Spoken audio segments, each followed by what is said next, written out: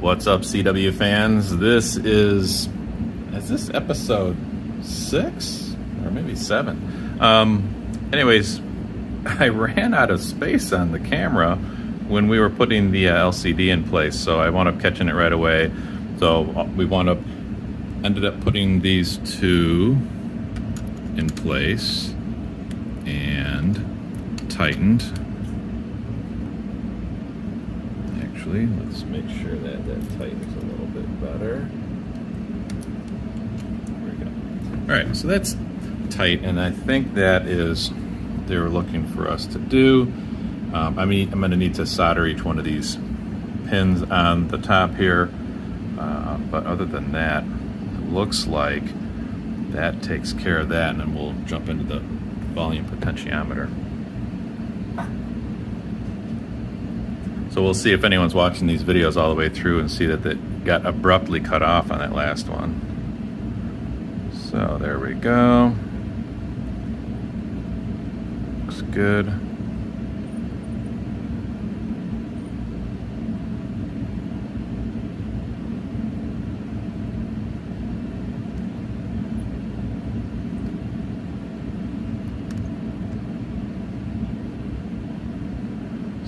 Soldering.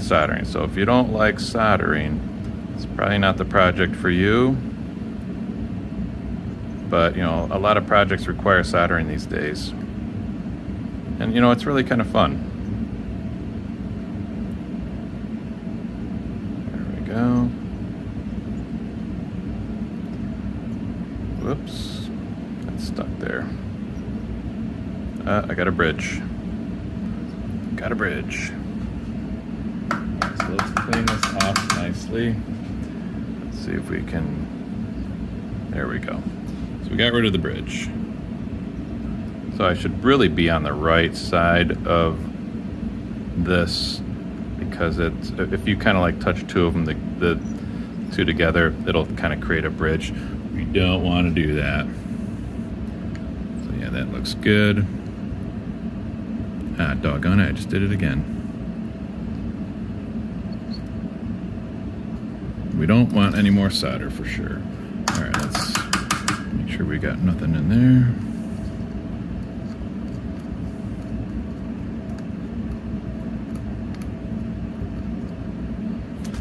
Let's get the solder catapult out and do it the right way. There we go. All right, so solder bridge gone. We should be good. All right. Let's install the volume potentiometer. So it is the component with the black shaft. That would be this one. Install it on the bottom side of the board and solder it into place. Kind of like, we've got a little orientation here. So it goes in like, bent pin. Goes in like so.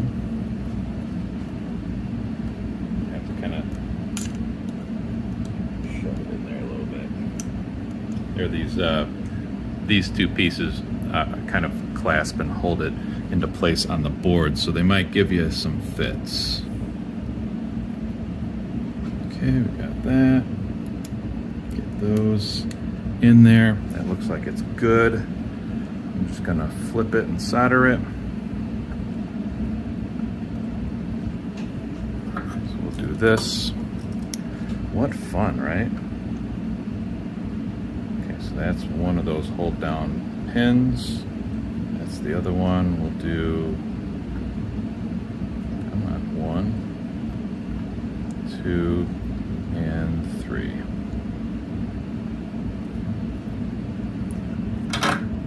All right, so potentiometer is done. Step 20. And we're gonna install the 6 tactile buttons. So we got 1, 2, 3, 4, 5, 6. We're gonna drop them all into place, just like so. Go. They only go one way. Like if you try to do it this way, the holes just won't line up. So there's 1. There's 2. And it doesn't matter if it's this way or 180 degrees. There's no orientation. You just can't rotate it 90 degrees, for example. that.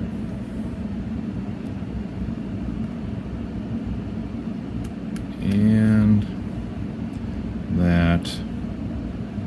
Let's see here. Oh, it looks a little confusing, right? Like, does it go here or does it go here? It goes here. So if you look at the diagram, that's what it looks like, right? So something goes down there. Well, we'll find out soon enough. All right, so these are all on there. They're all flush against the board. They feel good. Let's do some soldering. We're just gonna knock all of these out real quick. So we'll hit it like this.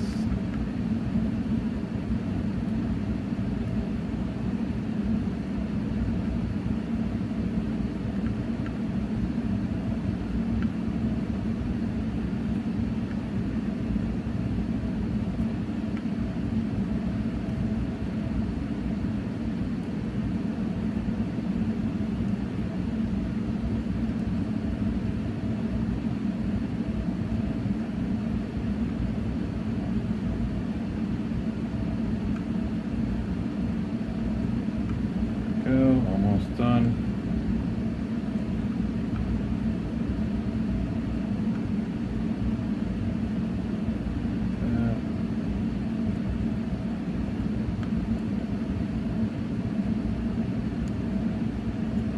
And last button. And this is the last soldering pad, and we're good. All right, so I think I've got them all. This guy. He's looking good. Okay. So we've got those done. We're going to install the 10K trim pot. So that's what needed to happen down there. But, yeah, that's over here. Did you see what I did? Oh my goodness. Wow, fatal mistake. Look at that. I soldered them all in perfectly on the wrong side of the board. So you know what is going to happen. You might have to fast forward through this because I'm going to have to solder-pull all of these off. So there's one. So this is going to take a while. So maybe, just maybe, I might need to pause this video unless you want to watch me painstakingly do this. Oops, get solder out of there. So that was fun. Making mistakes happen, right? I think this is probably my second mistake on this board, if I recall correctly.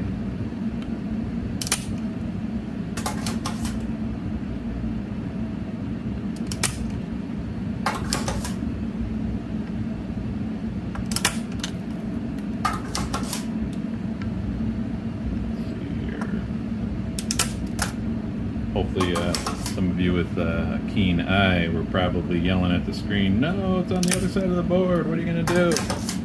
And I did that so efficiently and quickly too. So I didn't want to make you guys have to watch such boring video, but apparently it just got really exciting.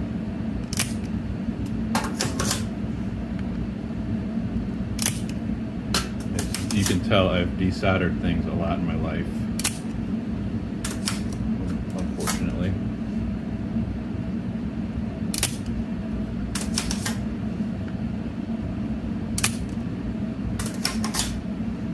Okay, I've got 2 more to go. Let's see how well these came desoldered.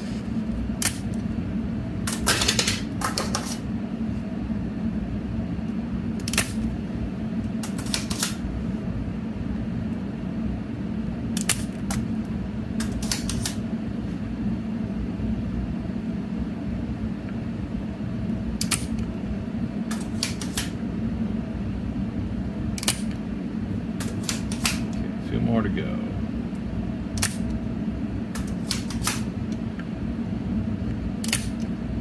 All right.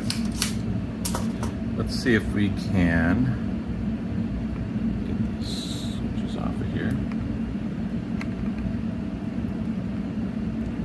This This might take a little bit extra. I'm gonna have to get a solder wick out and to try to get these dudes out of here. Boy, that was tough. That was a really dumb mistake.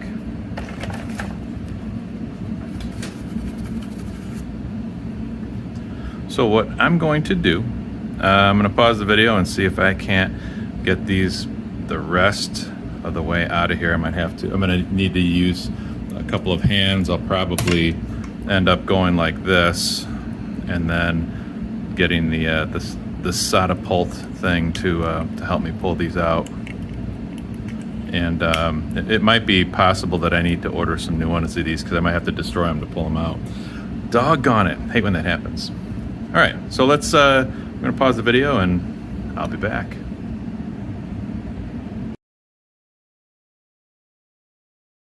All right, crisis has been averted. I wound up using my catapult. That was the key to just sucking all of the solder out of each one of these. Again, like I said before, you really have to be careful when you're like really heating up some of the pads on these PCB boards, because I think one of them started to lift. I think it was maybe this one right here. And then I noticed that it didn't look like it was actually connected to anything. So that, yeah, I think it was this one. Didn't look like it had any connections to anything. Maybe there was something on the top side, but I'm hoping that it's not gonna be a big deal. I don't think it will be. It looked like it was pretty solid. So I wound up yanking them all off, straightening out the leads, flipping it over, putting them back on, getting them all soldered. So we're back to where we were. Didn't want to bore you with doing all of that desoldering. Plus I had to kind of do it on the pad here because I needed to have a stable spot. So, all right, next, step 22, we're gonna throw in the 10K trim pot. This right here, looks like it goes right here like that. I need to double check my instructions. I think I was trying to go too fast. I don't know why, because I'm having a good time with this project. So just kind of kick that over like so, like that. Then we'll solder the trim pot on, because it has been a pretty fun project. I'm glad I got it as a kit. I was originally just going to buy it straight out because I really like it as a radio. But I figured, you know, it'd be kind of fun to do a kit. I haven't done a kit in a long time, so. Let's get that back going there. All right. Get those little bits off of there. And while I'm cutting these off, I also, whoa, ouch. I realized that you're actually supposed to cut off the extensions on the display header here. And I didn't do that, so let's just knock that out right now. So I usually just put my finger on the top just to prevent it from going flying across the room or in my eye. I think he even says make sure you use glasses, which I have some on anyways. Of course, mine have bifocals in them.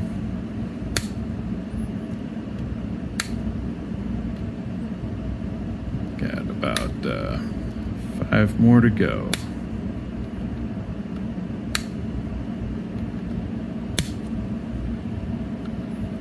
Some of these hurt because, like, when I cut them, the thing shoots up into my thumb and it's like, ah. All right, cool. So we've got the trim pot installed. So that's cool.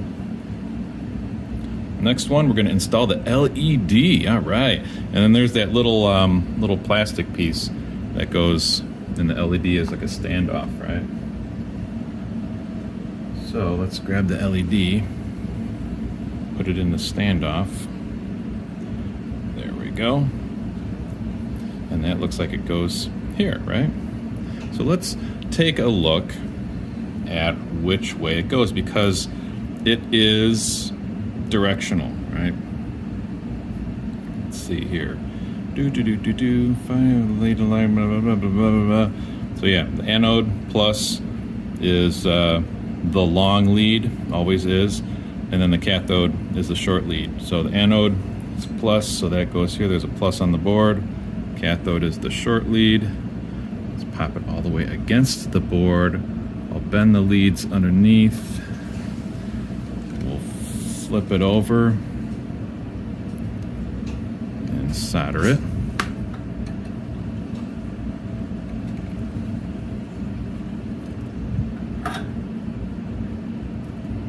I'm gonna make sure it's flush against the board.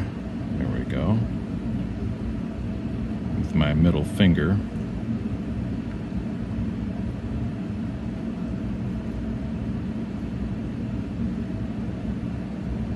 There we go. Let's make sure that looks good. And it does. There we go. Very nice. Let's cut these leads off of here. 1 and 2. And that's the LED. And it looks as though we did it right. There it is. The PCB. All right, we're going to throw the encoder in here, which is that right there. I'm going to flip this over. Actually, I don't even know if we need to flip it over. If you could see, there's 2 leads here and there's 3 leads here. There's 2 holes there and there's 3 holes there. It kind of has to go in one way. So that can kind of like snug in. Whoopsies, see what I did there? Look at that. These are very, very thin and flimsy. They're not like stout like some of the other connectors that we're putting through this PCB. PC board. All right, cool. That is on there nicely. That's cool. See anything else we need to worry about? Nope. All right, we're going to do this and then solder it all in. There's the first one, second one, then 1, 2, and 3. And then we'll do these. These are they kind of like made it to the PC board for some stability. There we go. All right. So we made it through all the soldering. It's time to do an electric check. So this is going to be the next video where we jump into do an electrical check and start putting some of the things together, and it's going to actually start to take shape. So that's kind of really cool. So we just finished step 24. That was the encoder. And then next one we'll do the electrical check. So well on our way to having fun with a CW QRP rig. This is gonna be super awesome. So anyways, CW on, my friends. See you in the next one.